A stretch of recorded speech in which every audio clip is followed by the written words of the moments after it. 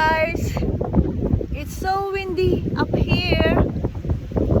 The exact time is almost like 11 in the morning, and it seems so windy here. The sun, nagtago na naman siya. So I will remember this remaining days of my life here sa Veron, sa Villaggio with Nonis.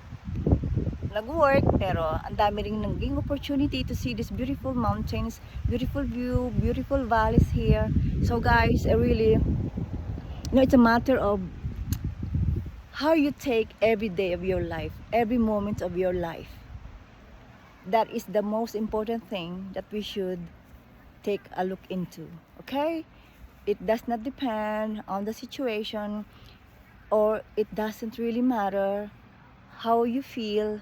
But what matters most is you have God. And if you have God in your life, thanks to the Lord, iba yung joy. Mahirap sabihin, pero madali na rin gawin ngayon. Kasi wala ka na bang isipin kundi yung present. Because your future is already, look at the wind. So amazing. So amazing, so amazing, so amazing, so amazing. Amazing, isn't it? Ang sarap. Naglaba pa naman ako ngayon. Anyway, it doesn't matter. And what matters most nga sinasabi ko, yung joy talaga hindi mawawala. Dahil meron kang Diyos. Pag wala ng Lord, mamamatay yung joy mo. So guys, the real joy is in here, inside here.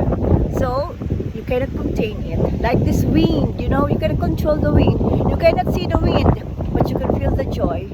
So guys, thank you so much, Lord, for this wonderful moment here, of my stay here. Thank you sa mga nakilala ko dito. And really, amazing, amazing, guys. So,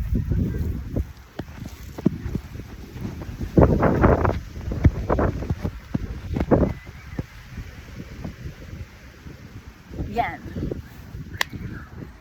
Thank you guys for watching, and really amazing.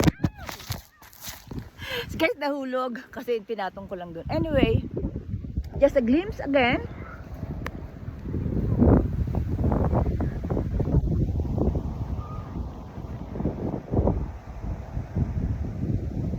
So, thank you so much guys for watching. And, masarap lang, maraming memories, diba? Memories na magaganda. Yun na lang isipin natin.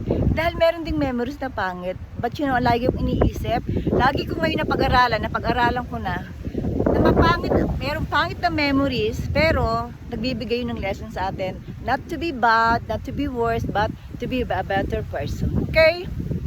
So guys, thank you for watching, and see you soon in Milan.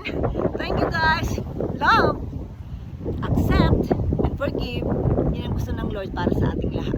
So guys, saan man kayo nakikinig, saan man kayo pumupunta, kailangan laging ending, naging kind kayo, naging humble kayo, naging mabait kayo.